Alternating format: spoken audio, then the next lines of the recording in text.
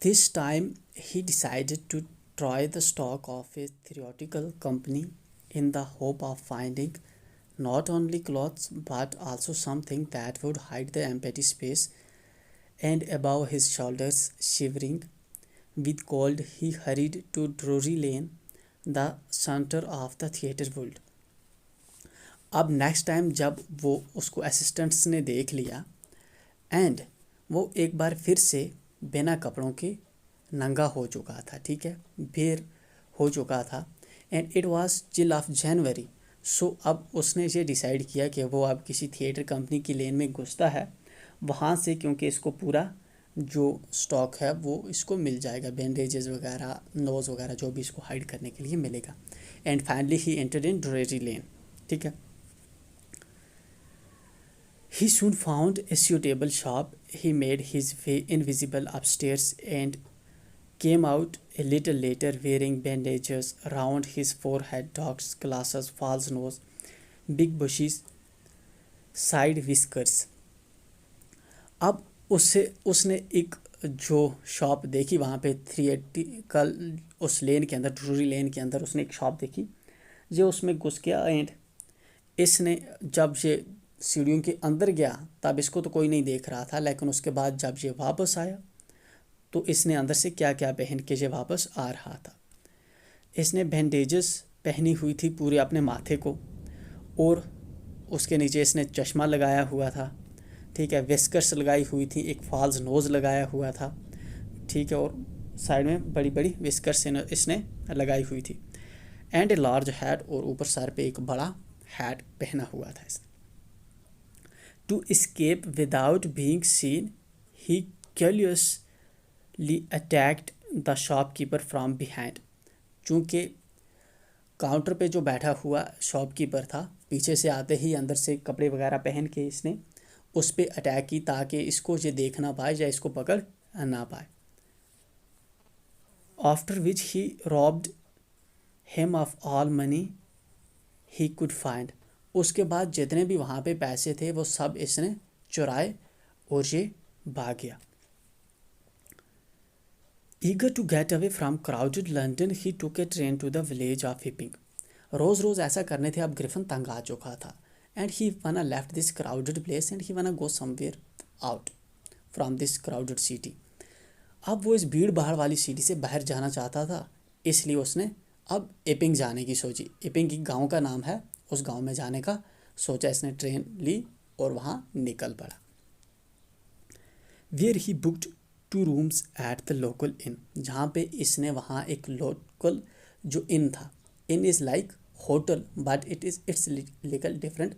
इन के अंदर जो ट्रीटमेंट होता है वो घर जैसा होता है, सराया, ठीक है, जिसको सराया भी कहते हैं। तो वहाँ पे इसने 2 कमरे ले लिए इपिंग के अंदर और ये वहाँ पे शिफ्ट हो गया।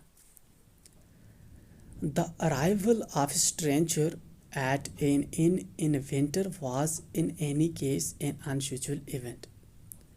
नॉर्मली लोग विंटर में गांव में नहीं आते हैं, ठीक है, गांव में विंटर में कुछ देखने को होता नहीं है, तो ये विंटर में आया था, इसलिए ये एक अनयूजुअल फिनोमेना था, अनयूजुअल इवेंट था कि एक स्ट्रेंजर विंटर में कैसे आ सकता है।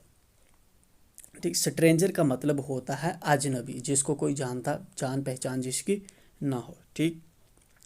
अराइवल मतलब होता है आना एंड इसका एंटोनिम होता है डिपार्चर, मतलब जाना, ठीक है।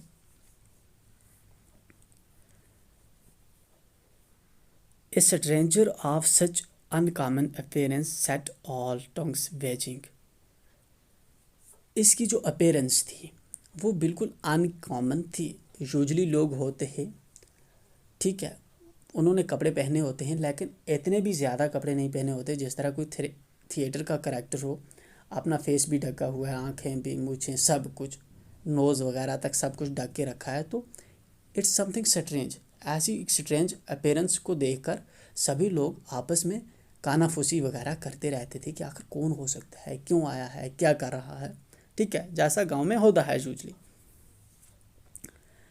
Mrs hall the landlords wife made every effort to be friendly, but Griffin had no desire to talk and told her, Mrs Hall ने बड़ी कोशिश की। मिसेस हाल वो औरत मिस्टर हाल की वाइफ, ठीक है, मिस्टर हाल जो मकान मालिक है उसकी वाइफ मिसेस हाल ने बड़ा चाहा कि वो ग्रिफिन के साथ फ्रेंडशिप कर ले, ठीक है, और जान पाए इसके बारे में आखिर ये क्या कर रहा है क्या नहीं कर रहा है। लेकिन ग्रिफिन ने मिसेस हाल में कोई इंटरेस्ट नहीं दिखाया, कोई डिज़ायर, कोई चाहत उससे बात करने की शो नहीं की। एंड ग्रिफिन ने उसको बताया, उसकी वाइफ को, मिस्टर हाल की वाइफ को बताया कि my reason for coming to Iping is a desire for solitude. Solitude का मतलब होता है लोनलीनेस। लोनलीनेस मीन्स तन्हाई। तो ग्रिफिन ने बताया कि मेरा इपिंग में आने का, जहाँ इस गांव में आने का मकसद ये है कि मुझे सॉलिट्यूड पसंद है, मुझे तन्हाई पसंद है, मुझे तन्हाई में रहना है।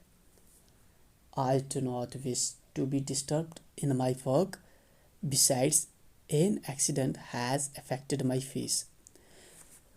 और इसने कहा कि मैं नहीं चाहता कि कोई मेरे काम में छेड़खानी करे, कोई छेड़छाड़ करे, कोई मुझे तंग करे, डिस्टर्ब करे। एंड और उसके बाद इसने इसको ये भी बताया साथ में कि एक इसको एक्सीडेंट हुआ है जिसकी वजह से इसका फेस थोड़ा ख़राब हो चुका है, इसलिए ये फेस पे पूरा बैंडेजेस वगैरह पहन के रखता है, फेस को हाइड करके रखता है। Satisfied that her guest was an eccentric scientist. Eccentric का मतलब होता है काबिल।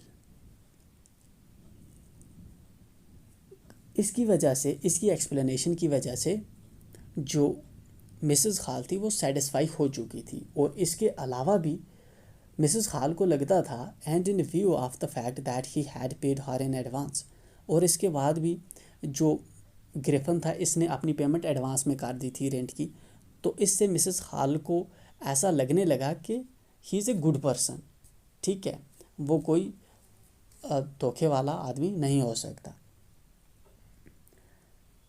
Mrs hall was prepared to excuse his strange habits and irritable temper। तो मिसेस हाल जो थी वो इसके इरिटेबल टेम्पर को, या फिर जो इसके अजीब अजीब हरकतें थी उनको क्वेश्चंस करती रहती थी, उनको पूछती रहती थी और उससे जानती रहती थी कि actually why he is doing things like that. But the stolen money did not last long. लेकिन चुराए हुए पैसे लंबी देर तक नहीं रह सकते थे, ठीक है। फाइनली उसके पास जो उसने पैसे वहाँ से चुरा कर निकला था थिएटर लेन से, वो पैसे अब इसके पास से ख़त्म हो रहे थे। Presently Griffin had to admit that he had no more ready cash. अब ग्रिफिन के पास बिल्कुल पैसे ख़त्म हो चुके थे, एंड अब उसको ये मानना ही था कि अब उसके पास पैसे नहीं बचे हैं। ही प्रिटेंडेड का मतलब होता है, मतलब दिखावा करना। ही pretended however that he was expecting a check to arrive at any moment। तो इसके अलावा वो, हालांकि वो एक दिखावा कर रहा था कि उसको एक चेक आने वाला है, जिसकी वजह से वो पैसे वगैरह मिसेस हाल को फर्दर रेंट वगैरह दे पाएगा, ठीक है। Here is word expecting. Expecting जो है कंटिन्यूस फॉर्म है एक्सपेक्ट की, ठीक है, मतलब ऐसा। एक्सपेक्ट का मतलब हुआ उम्मीद करना, ठीक है। EXPECT एक्सेप्ट हुआ उम्मीद करना, वो इस चीज़ की उम्मीद कर रहा था कि उसको एक चेक मिलेगा। Here is another word accept, ACCEPT, ठीक है। उस एक्सेप्ट की मतलब होता है किस चीज़ को कबूल करना, ठीक है, उसका मतलब होता है कबूल करना। इस एक्सपेक्ट का मतलब होता है उम्मीद करना, ठीक है, किससे कोई चीज़ उम्मीद करना।